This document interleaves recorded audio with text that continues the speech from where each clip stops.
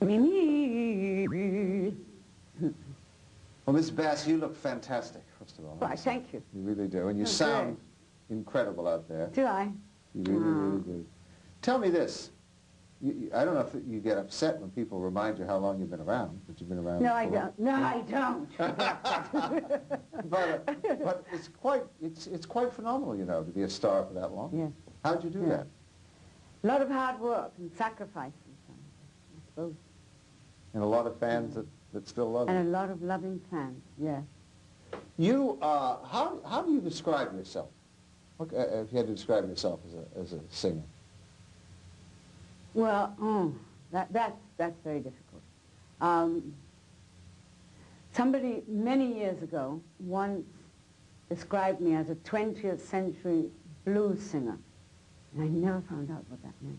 To this day, I was 21 at the time. I would say it now, after all the vocalizing I've been doing over the last 4 or 5 years, I'm sort of like an operatic pop singer. I'm John Bauer, can you come to the stage, please? We were on a roll there, too. Oh, no. We were. That was great. Oh. Is that cut, do you think? Ready? Okay. Let's try it again. Oh, you're going to get the same reaction out of me now. No, I know. It's hard to do it the second time. But you were saying, now you're more than a blues singer, you're saying? I think I'm more, after all the years now of vocalizing, which I've been doing for the past 5 years, I would say I'm nearer to an operatic pop singer. Does that make sense? Yeah, that makes it makes sense. more sense than 20th century blues singer, doesn't it? It probably does.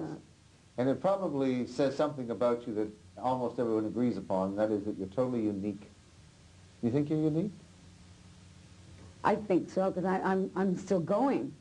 You know, I mean, it's been 36, 37 years. I've been so good. You first appeared here in 1972? Oh, don't ask me about dates. Okay, that's what it says in the press release. Here so many so I'm going to go along with the press release. I'll go along with that, too. What was that like, first time you appeared here? Awesome. Really awesome. And when I walked out on that stage, because it is an opera, it's an opera house, isn't it? And that was very frightening. Think of all the great people that had been on that stage. This is a special place to you still? Very special. It will always be. Why? Because it's New York and because it's Carnegie Hall? It's Carnegie Hall and it's New York. I love New York. So I love New York. So good they named it twice. Yeah, New York, New York. I do. I've had a love affair with New York for years. Well, apparently they've had one with you too. But it's not just New York that loves you. I mean, you're a star in so many cities all over the world, true international, hit still. And what kind of response do you get? You still get the same response you were getting when you first started doing that world tour? If anything better. I mean, standing ovations are something incredible, like 3 or 4 during performance, whereas at one time you'd be lucky if you got a standing ovation at the end of the show. Now sometimes as I walk out on stage, I mean, everybody stands up, which is incredible. And to follow that, you know, you feel you have to go. So it keeps me on my toes, you know. You know, you don't, there's a lot of the things I'm about to say are cliches, but they're just true.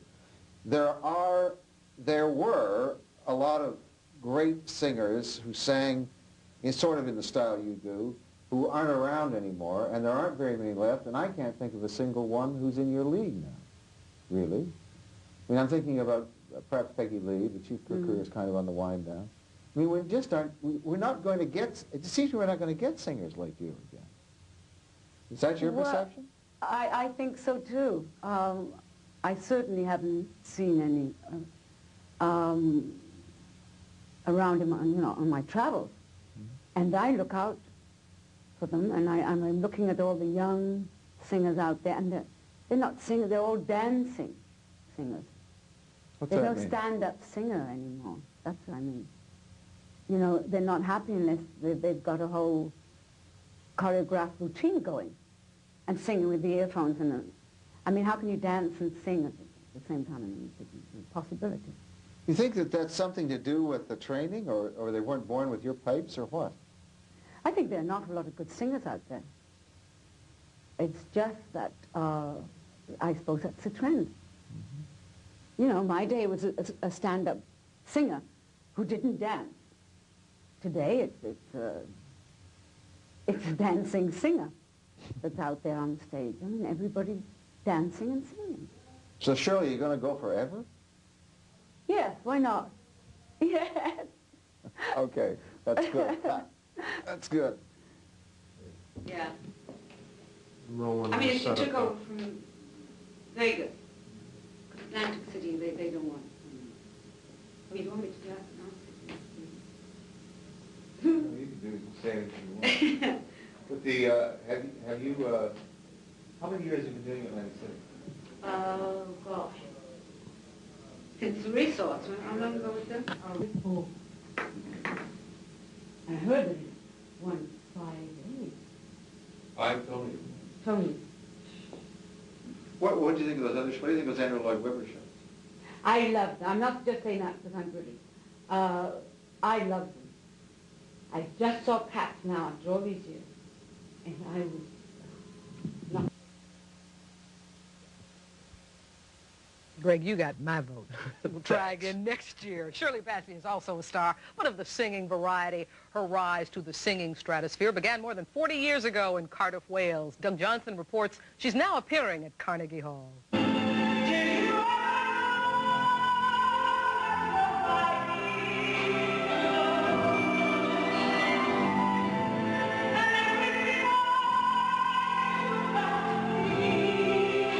Shirley Bassey made her first appearance at the London Hippodrome as a young woman in 1957. Her first Carnegie Hall appearance in 1972. She's one of the few international singing stars still appearing, and her voice seemed as great as ever as she rehearsed for 3 days of Carnegie Hall concerts. She's made record, stage, and concert appearances, but perhaps she is best known for this. Goldfinger, he's the man with the Midas touch. Miss Bassey sang the title songs in 3 James Bond films, Goldfinger, Moonraker, and Diamonds Are Forever. She sang them with that strong, distinctive voice. How does she describe herself? Many years ago, once described me as a 20th century blues singer. And I never found out what that meant. To this day, I was 21 at the time.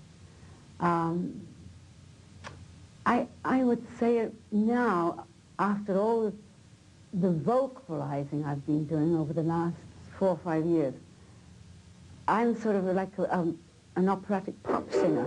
We don't have many singers like Shirley Bassey appearing and recording today. And as she fills concert halls from Tokyo to Paris, Miss Bassey finds most young singers are not her style.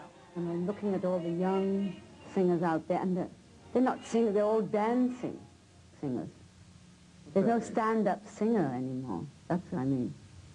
You know, they're not happy unless they've got a whole choreographed routine going and singing with the earphones in.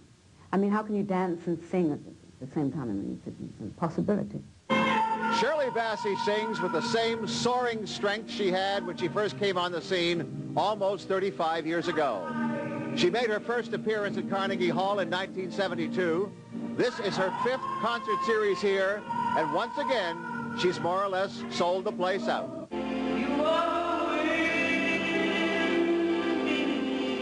At Carnegie Hall, Doug Johnson, Channel 7, Eyewitness News.